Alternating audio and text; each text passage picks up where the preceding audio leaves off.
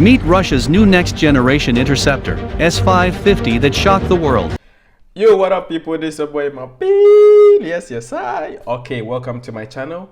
So this video is actually about Russia's Interceptor missile, which they believe it's gonna be the end of all defenses, you know. So I don't know what the video is entailed, but I think that you will like it. Okay, so let's just dive into it.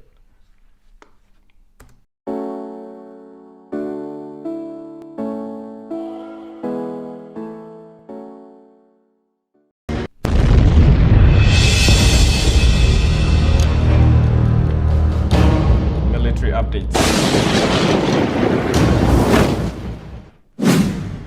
As tensions rise with NATO, Russia announced the development of S-550, an advanced, never-seen-before missile defense system, seemingly deadlier than the recently unveiled S-500 Promety.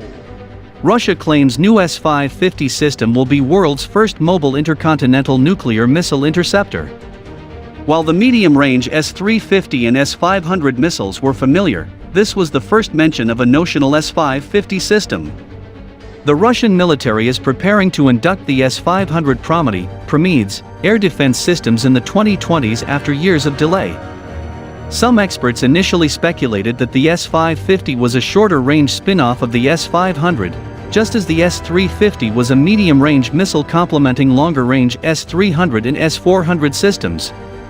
However, Sergei Chemezov subsequently told reporters at the Dubai Airshow the S-550 would be designed to detect and intercept ballistic missiles at a greater distance than the S-500, and that the physical components have already been created. Now the consensus is that S-550 would be a mobile system specialized in strategic defense, defending against intercontinental range ballistic missiles, ICBMs, that arc high into space before raining nuclear destruction at up to 20 times the speed of sound. Russian sources also emphasize a space attack or space defense role, which besides referring to kinetic anti-satellite missions might also include interception of spacecraft in low Earth orbit like the US military's X-37B. Unlike the S-500, there reportedly aren't plans for a naval variant. Curiously, the S-500 was already generally understood to offer significantly improved ballistic missile defense (BMD) capability using its 77N6N series missile, estimated by US intelligence to be effective against intermediate-range missiles, and of partial effectiveness versus ICBMs. But when later interviewed by TASS, military expert Dmitry Litovkin said he presumed it would become an extra element of the Promety system. It was earlier announced that this system would be able to shoot down both ballistic nuclear warheads and low-orbit satellites. Judging by everything, the military has made a decision to divide these functions between the two systems. The multitask option is not always good for a combat system. In a similar vein, an anonymous source told RIA Novosti the S-550 was version of the S-500 air defense system, and will specialize in missile and space defense tasks. These statements, which are by no means definitive, could mean the S-550 is simply the S-500's missile defense capability spun off and perhaps improved to be more reliable against ICBMs. It's unclear if that means the basic S-500 will therefore end up less capable at missile defense than initially promised, or if the S-550 will end up being substantially more effective against ICBMs than was expected of the S-500. S-400 and S-500 SAMs. Earlier this month, Russian President Vladimir Putin said, under the state armament program, 25 S-400 anti-aircraft missile systems and over 70 modern fighters were delivered over the past 4 years. More than 20 S-300 systems and 90 aircraft were upgraded. He also said that the Russian army will get the first batch of S-500s, whose development is years behind schedule. The Russian army previously said that it would receive the first S-500 systems in 2020. In July this year, the Russian military, for the first time, released footage showing the live wire test of its advanced S-500 Prometheus in Russian missile system. The test took place at southern Russia's Kapustin shooting range, with the missile system engaging a high-speed ballistic target. The induction of the S-500, touted as the most advanced and agile missile defense system in Russia's arsenal, is yet to start. The S-500 was launched to supplement S-400 Triumph, which is used and exported by Russia. The announcement of S-550 within a few months of the launch of S-500 raises several questions about the need, function, utility, procedure, and timing. The S-500 is a surface-to-air missile system designed to intercept and destroy ICBMs, as well as hypersonic cruise missiles. It has the requisite capability to evade anti-warning systems and for jamming aircraft. It is designed to defend against UAVs, low-Earth orbit satellites and space weapons launched from hypersonic aircraft. The missile's integrated feature put it in the same league as American THAAD. Despite these unparalleled features, it's questionable why Russia teased a new system. The observation that it wants to strengthen its domestic air defense is untenable, because the Kremlin had observed that Russia has enough to induct as well as export to India and China, as reported previously by Eurasian Times. The S-350 is another powerhouse in the Russian inventory designed to combat advanced standoff weapons threats like cruise missiles, manned stealth aircraft, medium and heavy unmanned vehicles, and tactical ballistic missiles. It is capable of engaging and attacking targets in a full 360-degree area, making it stand out from its own peers. With the induction of this missile system last year, and with the S-500 making an entry earlier this year, the configurations of S-550 would be intriguing. Some experts are speculating that as the S-500 supplements the S-400, the new S-550 might supplement the S-350. Rising tensions with West. The Russian teaser of a new defense system has come in the backdrop of the deteriorating relations between Russia and the US-led NATO. The announcement came days after the Russian Foreign Ministry linked the NATO drills in the Black Sea as an American aim to contain Moscow.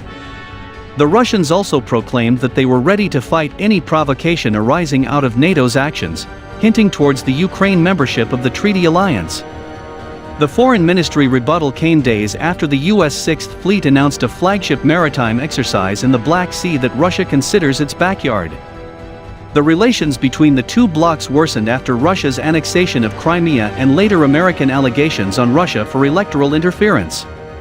The tensions came to a head last month when Russia suspended the NATO mission altogether in retaliation for its own diplomats expelled by NATO. The thorny relationship between the United States and Russia has caused a shift in geopolitical equations. Despite Washington threatening countries with sanctions under CAATSA, several countries including India went ahead with S-400 procurements. Both of America's arch-rivals, Russia and China, have now upgraded their relationship. Russia has also been flirting with Pakistan apart from being India's trusted defense supplier. So while Russia embarks on crossroads with the United States, the latter has also been lobbying to get East European nations to become a part of NATO, a possibility that Russia considers as a geostrategic and security threat to itself. All said, the question remains why Moscow chose to announce yet another air defense system. One reason could be intimidation tactics against NATO, which has been conducting military drills in Russia's backyard and challenging its authority. A second possibility could be a marketing gimmick to fast-track the sales of existing systems S-400 and the newly unveiled S-500 to friendly countries. And the third factor could be propaganda to stir emotions domestically, within its own ranks and for the global community.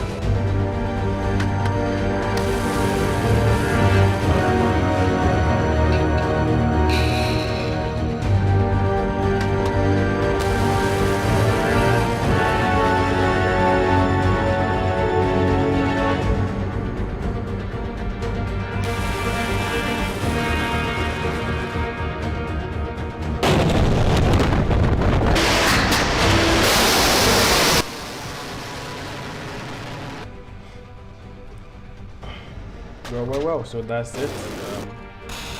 After watching this video, if you think that Russians play when it comes to their military, defenses or anything related to military, then or weapons, then it's your own problem, For me, I began watching The Unknown War, which is a series which actually educate the world about Russian history, why they are very much serious when it comes to war, you understand? So for me, I understand, and I find it impressive,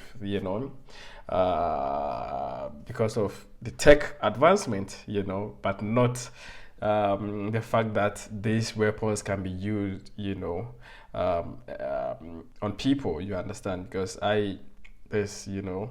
we need to prioritize life over everything, so of course from tech aspect or perspective I find it very impressive, but in terms of war, it's not so I wouldn't say advisable, but it's not nice also. Okay, so that is it. I don't have much to say, but trust me, these weapons are not something to joke with, you understand? And I feel like this is a long video, so I'll see you in my next video. If you like this video, don't forget to subscribe. Check my other videos out. I think that you will like them, and I'll see you very soon. My name is Emma Billions, and catch you next time. Peace.